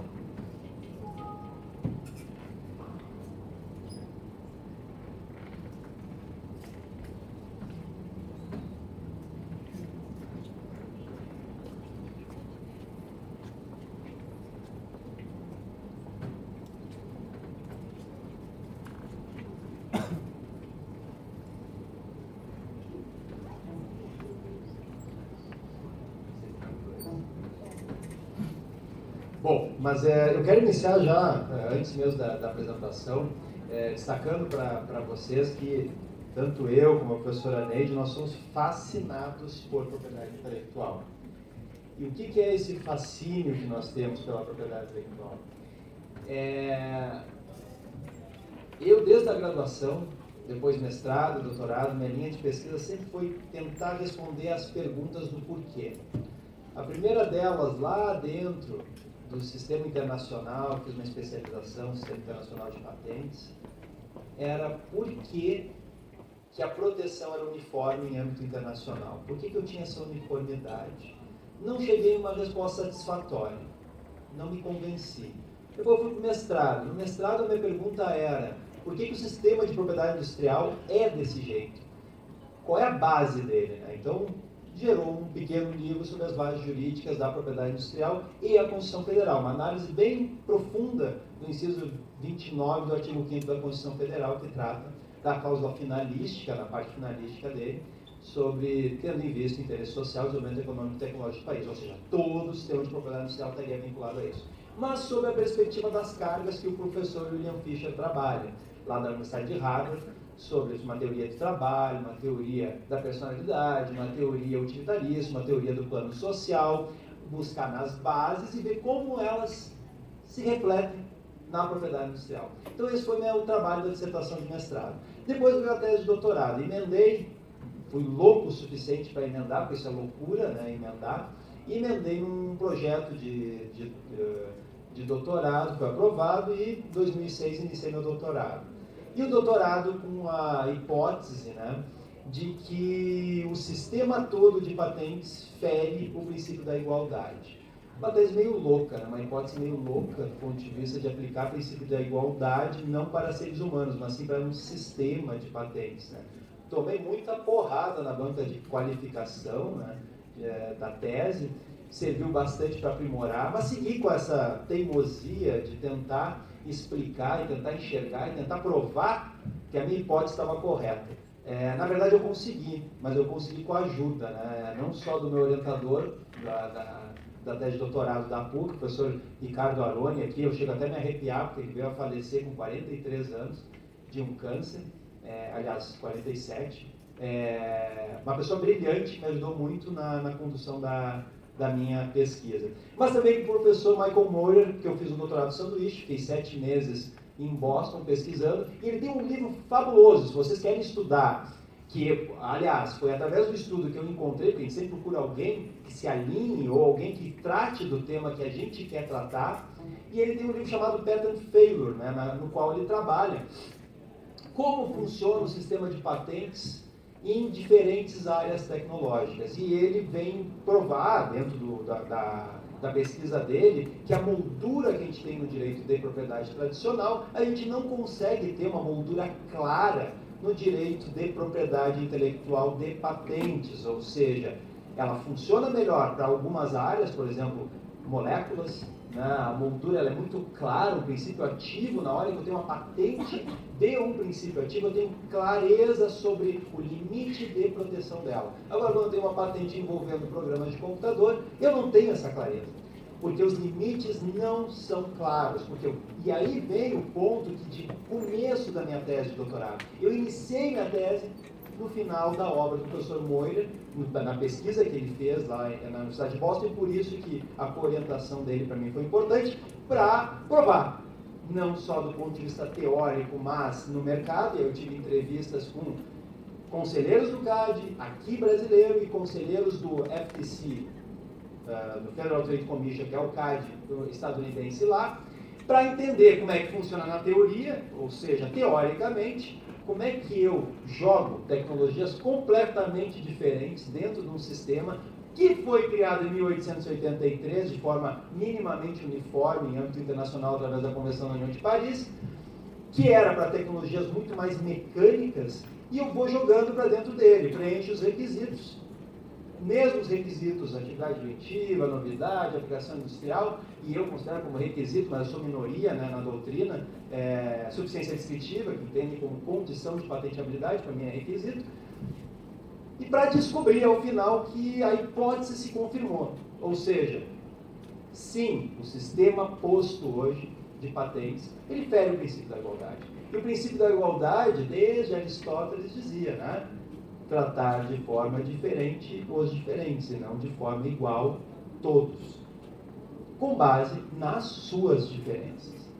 Hoje o que a gente faz no sistema de patentes é tratar de forma igual, linear, todas as tecnologias, tanto quanto a análise de requisitos, quanto a prazo de proteção dessas tecnologias, uma vez que elas são submetidas a esse escrutínio, né? Esse escrutínio de atividade inventiva, de novidade, de aplicação industrial e suficiência descritiva.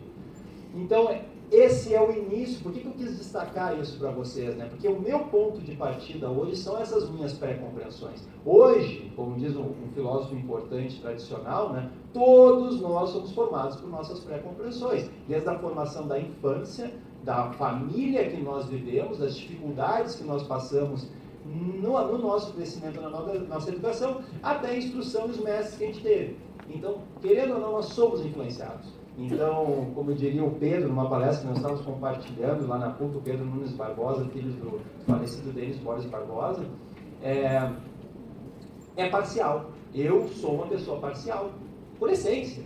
Não porque eu quero, não por ideologia, porque eu escolhi, por minhas pré-compreensões. Por mais que eu queira ser imparcial, eu vou ser parcial. Então, fazendo essa premissa, que eu quero que vocês entendam, eu vou abordar premissas. Porque eu acho que aqui o mais importante, quando a gente está no ambiente acadêmico, é voltar para a base. A base se perde no decorrer. A gente tem uma caminhada e vai formando pré-compreensões, vai tendo conceitos pré-estabelecidos que nós recebemos de outros. E a gente tem que voltar para a base. E o que é voltar para a base? É entender... Pode passar mais um, que a professora Neide já abordou isso, né? Mas voltar para a base é entender claramente que o princípio que norteia o nosso agir concorrencial é a livre concorrência. Ele nasceu antes. E o professor Christoph Geiger tem uma frase, que é livre tradução aqui, né, numa obra dele de 2004, na qual ele fala, né, que propriedade, eu gosto muito dessa frase, porque ela resume exatamente o que eu penso também, que propriedade intelectual são ilhas de exclusividades em um oceano de liberdades. Então a gente tem que entender que esse oceano de liberdades é a livre concorrência. E que a moldura dada para um direito de propriedade intelectual, seja ele patente, marca, desenho industrial, direito autoral, seja que direito de propriedade intelectual ele for, ela é restrita, ela é específica, ela é uma delimitação de uma propriedade, ela é uma base para uma nova evolução, ela é uma base para algo diferente que não parta dela, mas ela é uma moldura. E ela é uma pequena ilha de exclusividade. Essa ilha, ela está protegida. E eu falo isso porque eu vejo claramente, com clareza oceânica, o desserviço que o nosso INPI faz quando ele recomenda as pequenas empresas que vão direto ao INPI requerer patente. Por que isso? Porque existe técnica. Existem séculos de técnica de redação de patente. Eu, inventor, vou lá, vou ler o manual do NPI, vou lá, vou redigir uma patente, com certeza absoluta eu não vou redigir tão bem quanto um profissional de redação de patentes, que entende o sistema, que vai fazer perguntas, mas é isso que tu inventou? Ok. Se eu sou teu concorrente, eu posso fazer de forma A ou B diferente da tua, e não vou estar violando, e isso tu prevê? O inventor normalmente ele está assim, ó, ele está pensando na invenção dele, ele não pensa no mercado. E quando a gente trabalha com concorrência internacional, tem muita gente fera nisso e que quando redigiu a sua patente originária, seja nos Estados Unidos, Europa, já pensava na concorrência. Quando nós brasileiros, o pouco que nós criamos, a gente ainda não estabelece a moldura correta, um pouco mais ampla, porque faz parte do jogo, quando eu não entro bem no jogo, eu estou realmente entregando de graça tecnologia. E aí vem o ditado popular: patente não serve para nada. Serve para muita coisa, se bem redigida, se bem feita, se com cuidado, se sabendo usar o sistema. Então, essa pequena ilha de exclusividade dentro de um oceano são os princípios do direito de propriedade que são as premissas que a gente tem que entender. Ele é uma invasão da livre concorrência.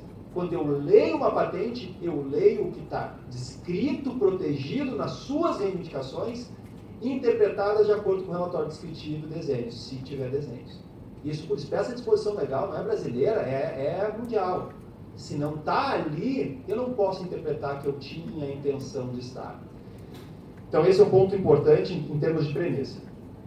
Bom, então, nós estamos hoje vivendo o que eu há 5 anos falo, e tem um próximo slide aí que vai ficar bem claro isso, sobre a guerra das patentes. Eu venho falando de guerra de patentes desde a revista da OMP de 2013, que eu trago esse exemplo e uso isso em palestras, né? Agora ela está ficando mais próxima. Por que ela está ficando mais próxima, essa tal de guerra de patentes? E aqui essa revista é de abril, Isso é Dinheiro, se não me engano, e fala sobre a batalha de patentes entre a Oracle e o Google. Finalmente a Oracle teve um veredito favorável, acho que se não me engano é 3 bilhões de dólares ou algo similar, que eu não consigo ler daqui. Não lembro bem qual foi a indenização, por violação de patente. Bom, isso lá está correndo, está andando, está acontecendo. E aí toda vez me falam, tá, mas os exemplos daqui, nós temos poucos casos de litígio de patentes. A gente tem, como a professora Neide já destacou também, né? Há uma demora na concessão das patentes. Isso está sendo resolvido. Tem projetos, tem exames prioritários de patentes, e tem um projeto novo do NPI, que é exame, não sei se é sumário o nome, exame que é aquele que vai fazer o julgamento sem exame de mérito das patentes que estão esperando lá no backlog de mais de 200 mil patentes atrasadas que estão aí estourando 8, 9, 10 anos de espera na fila do NPI. Pois bem, isso tudo vai gerar o que lá se vê aqui no Brasil. E uma boa notícia para vocês aqui, eles não têm profissionais capacitados na área de patentes. Vou repetir, não tem. É um baita mercado. Então, para vocês que estão aqui numa graduação, é fascinante. E fascinante para outro, quem é que gosta de viajar aqui? Para o exterior, quem é que gosta de viajar? Quase todo mundo? Eu viajo 4 vezes por ano para o exterior, a trabalho, 4 vezes por ano. Esse ano eu estou indo para Seattle, nos Estados Unidos, vou para Helsinki, na Finlândia, vou para Munique e Stuttgart, na Alemanha, vou para a China e vou para a Índia. Só esse ano. A trabalho. A trabalho. Por que eu estou dizendo isso para vocês? Porque a área, ela é uma das áreas mais internacionais que existem no direito. Ela nasce internacional. A Convenção da União de Paris é de 1883, a Convenção de Berna é de 1886. Desde lá, e aí a professora Maristela Basso é bem feliz em falar, nessa fase romântica, que eu descumpria preceitos de propriedade intelectual e não tinha sanção, e a gente passou para uma outra fase. A fase da discussão no âmbito da Organização Mundial de Comércio, fase TRIPS, novo momento, no qual eu descumpro sanção. descumpro sua sanção. Então, eu sou empurrado goela abaixo, claro, teve todo um acordo, toda a diplomacia, tudo, mas a gente sabe que tem uma imposição de certas normas que talvez não fosse ideal para o Brasil. Mas o Brasil assinou. E aí veio toda a legislação nova brasileira, lá a rodo para se adequar ao tal do TRIPS de 95, que entrou em vigor em 95 e foi assinado em 94. Então, tudo isso para dizer para vocês que nós estamos chegando nesse momento, ele está cada vez mais presente, de maior litígio de patentes com base nas concessões que estão acontecendo. A área farmacêutica é um alienígena, ele é diferente. Ele é diferente porque interessa que não seja concedida rápido. É interessante que não haja uma concessão rápida. Então, há estratégias, e aí que a gente entra no tema do Congresso, há estratégias éticas e não éticas que fazem com que se alongue um pouco mais a concessão da patente. Com isso, se aplica o 40 parágrafo único, mencionado pela professora Neide, que inclusive está sob a ADIM, né, para ser julgada no STF, sobre a constitucionalidade. Minha opinião particular, pessoal, é que é constitucional, infelizmente, eu queria que não fosse, por interesse nacional, eu queria que não fosse, minha vontade é que não fosse, mas eu, academicamente falando, entendo como constitucional, até falando com o Pedro, a gente conversando sobre isso, é difícil conversar, porque ele tem uma posição muito clara e muito acadêmica e também uma linha de raciocínio muito forte sobre a inconstitucionalidade desse parágrafo único do artigo 40. Mas o fato é que a gente está vivendo hoje uma situação em que muitas vezes o processo judicial é utilizado como um fator de prorrogação de incerteza e impossibilidade de investimento pela incerteza. Então, por mais que tenha essas lindas decisões, a gente pode... mas a gente tem lindas decisões que acabam acontecendo, e eu vou falar depois, porque eu tenho essa anterior, o fato é que o objetivo final acaba sendo atingido, que é retardar a entrada no mercado do medicamento genérico. Ou seja pelas barreiras naturais da área farmacêutica, que são os testes clínicos, eu não poder aproveitar dados anteriormente feitos na Anvisa por serem sigilosos do medicamento de referência. Então, uma série de coisas que a própria professora Neide já destacou aqui, dificultam a entrada do genérico no mercado. E mais uma delas pode ser um instrumento através de um processo judicial que prorrogue a decisão, mesmo tendo uma tendência àquela decisão que eu já saberia que seria de improcedência, no caso das patentes pipeline. Eu trouxe um exemplo aqui também, uma decisão recente, por maioria 4-3. Os casos do STF são maravilhosos, né? Prende Lula, 6-5. Pô! Só que não é só aqui. No Supremo Tribunal Federal dos Estados Unidos, na Suprema Corte dos Estados Unidos, também as maiorias são apertadas quanto a aborto, quanto a questões polêmicas, questões difíceis. Agora, é tão difícil, né, a gente absorver que por uma maioria, por um voto, poderia mudar a história do país? Poderia.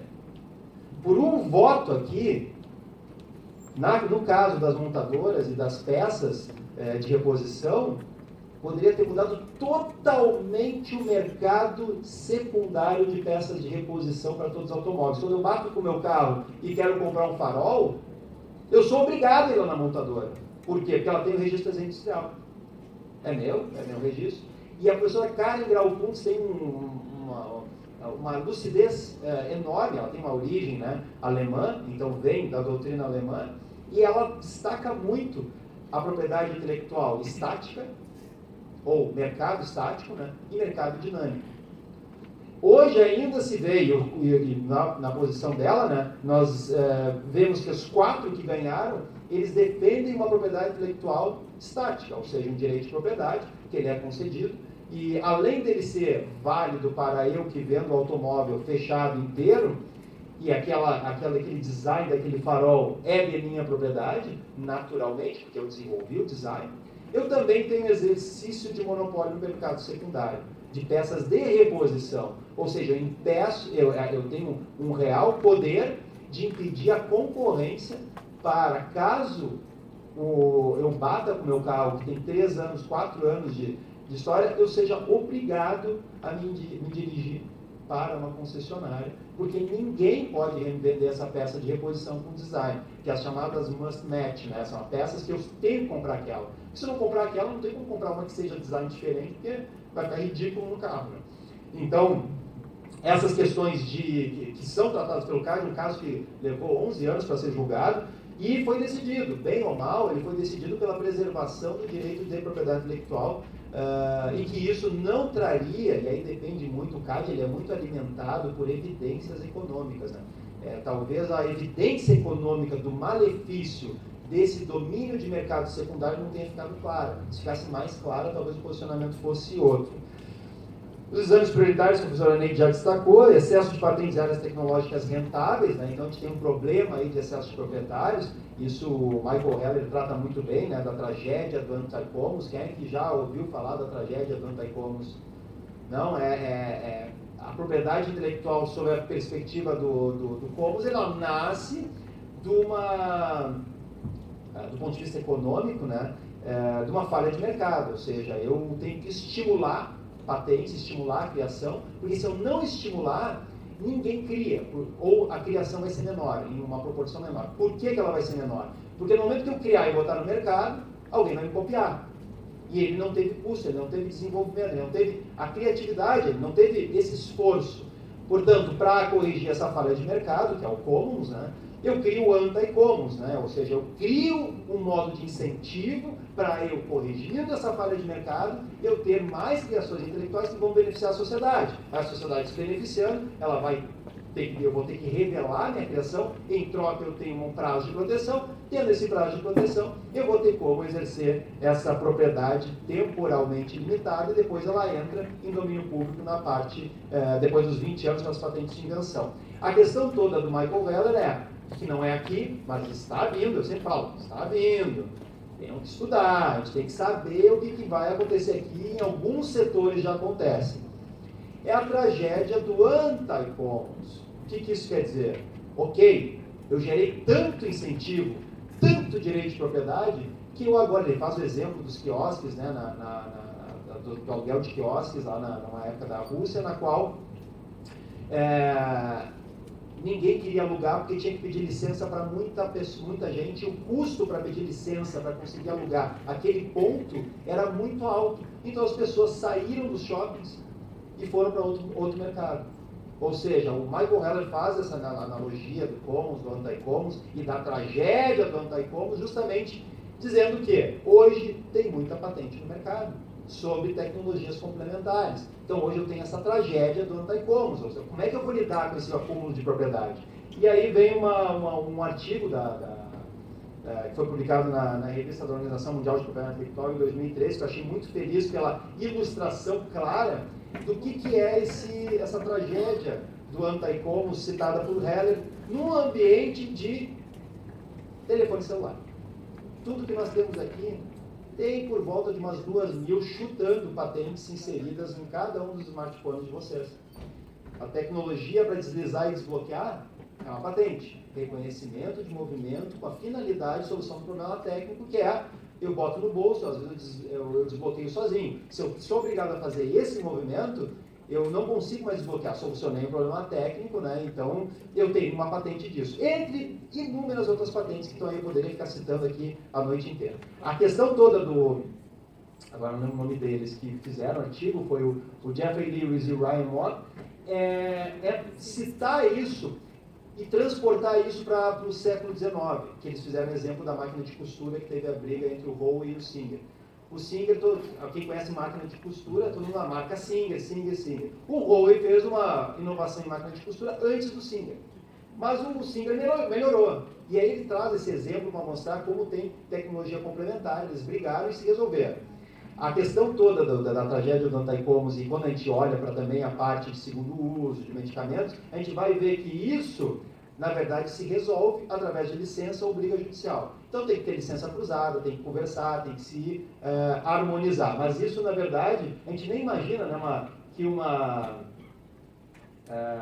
NTP ou Elan tem tecnologia aplicada a smartphone. A gente não ouve essas marcas, a gente não conhece essas empresas, mas elas têm sim patentes nessa área que têm que ser licenciadas para poder ser implementadas dentro do que vocês usam normalmente aí.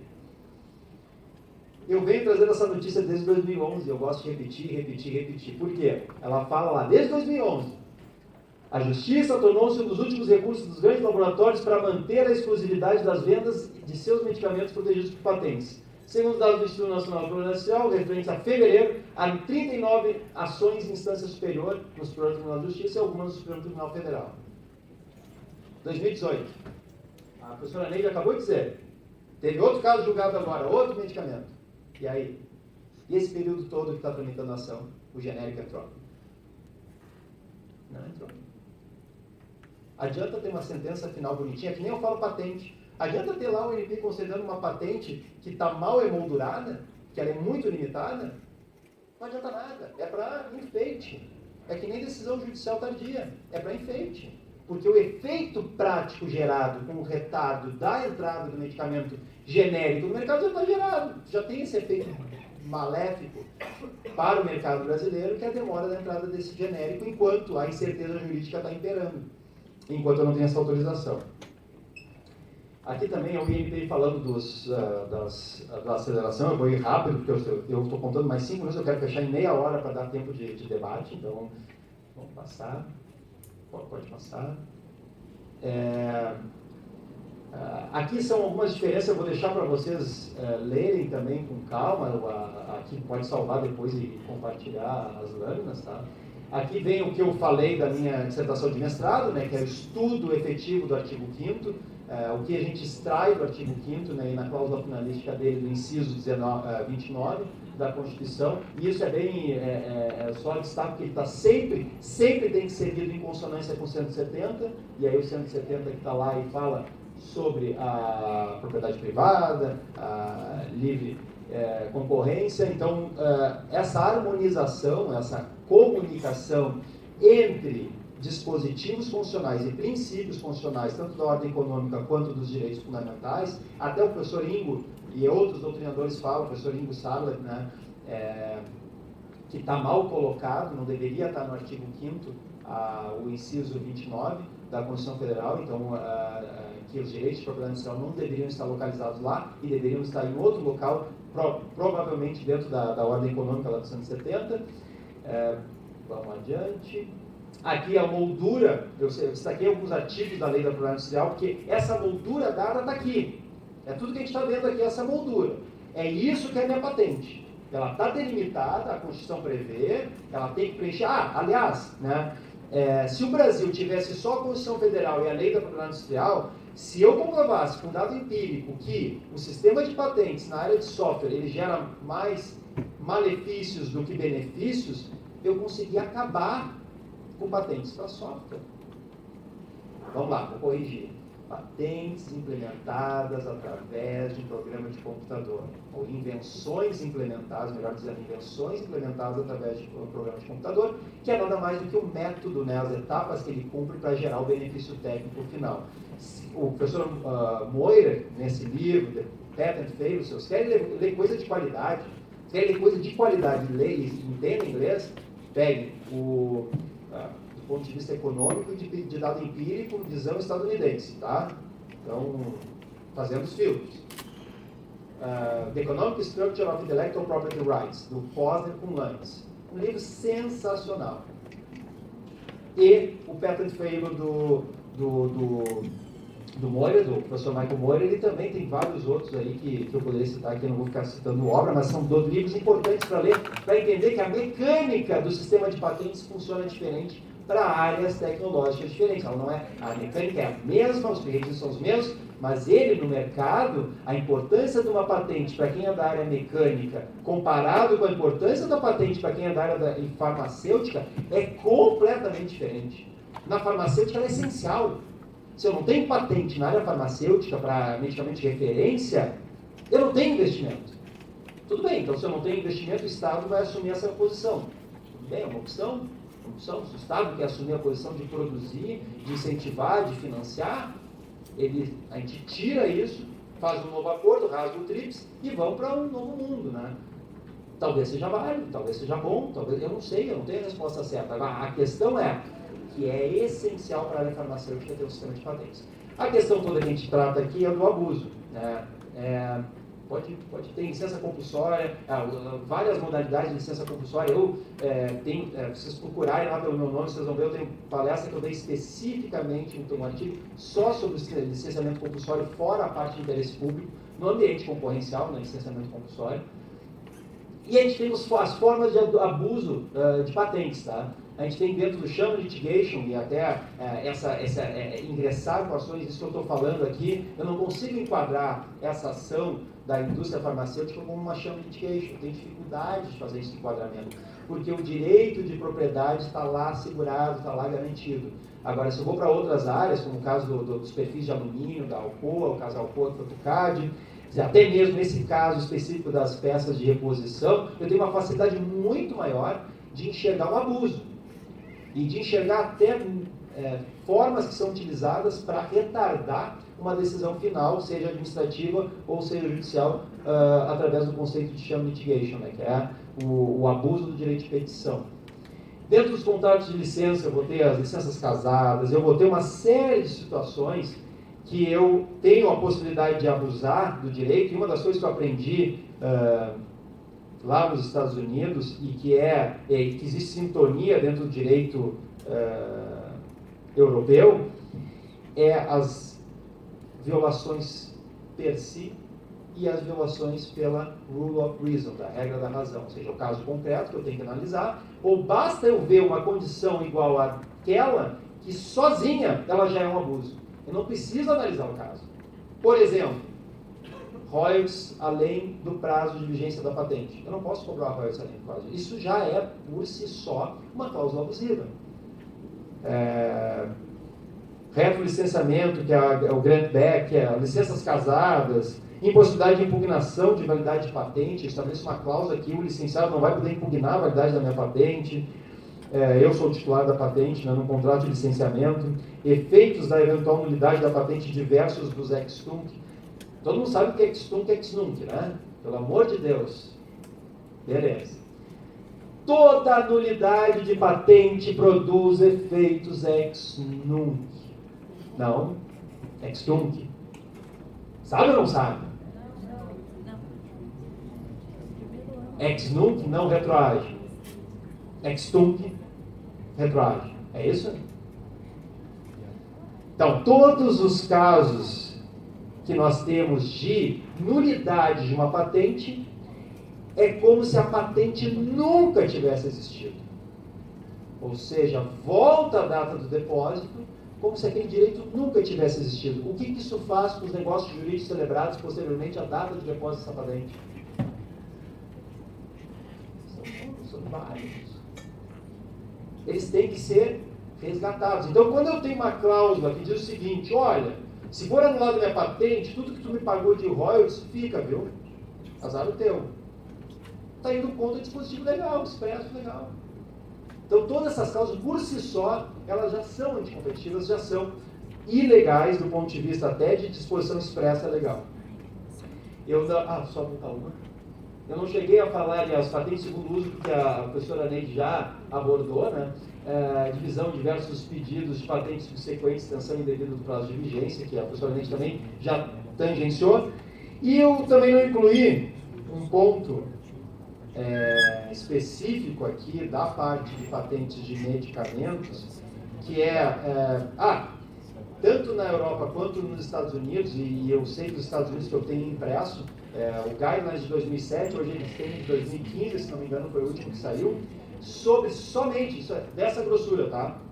É tipo folha ofício, dessa grossura, só isso está online, então é só baixar, entra no DOJ, lá nos Estados Unidos vocês vão baixar, só tratando da intersecção entre direitos de propriedade intelectual e direitos da concorrência, ou nos Estados Unidos, o antitrust, né? Então, se vocês baixarem, vocês vão ficar fascinados com a riqueza, com o número de casos judiciais que geraram novas visões de como é fácil abusar de um direito de propriedade intelectual. e isso gerar um efeito danoso à concorrência. Eu não estabeleci aqui ainda a diferença entre direito da concorrência e direito entre concorrentes, que seria a repressão à concorrência desleal, que é o direito egoístico, né, eu e o meu concorrente, mas o direito da concorrência, então isso é bem importante separar, para vocês terem isso em mente. E depois vamos para as perguntas. Eu sei que eu já estourei mais 5 minutos, então fiquei com 35, mas era isso que eu queria botar para vocês, muito mais perguntas, muito mais questionamentos, muito mais vontade de pesquisar, porque é carente de pesquisa, tem muita coisa boa produzida a partir de 2000. Se vocês forem pesquisar os tradicionais, lembrem-se, e esse é um lembrete, que tem acórdão recente, citando propriedade intelectual como sinônimo de direito autoral, e citando Pontes de Miranda. Pontes de Miranda, na época que ele escreveu propriedade intelectual, era sinônimo de direito autoral. A gente só foi botar dentro desse mesmo guarda-chuva da origem do direito comercial e da origem do direito civil, seja do direito autoral, seja da propriedade industrial, sobre esse mesmo guarda-chuva de propriedade intelectual, com a criação da Organização Mundial de Propriedade Intelectual na década de 70. Antes de 70, a propriedade intelectual era sinônimo de direito autoral. Então, quando vocês forem estudar, tomo 16 e 17 do Pontes de Miranda, façam essa... Quando ele falar propriedade intelectual, o que é isso? O que ele está falando só de obra literária, artística, científica? Mas o Pontes está louco? Não. Na época era assim. Na época a propriedade intelectual era sinônimo de direito autoral. Então, vamos fazer as premissas, analisar as premissas, trabalhar nelas e tomara que a gente tenha um debate bom aqui agora, com o tempo que gastou, e desculpe aí se eu me estendi. Obrigado.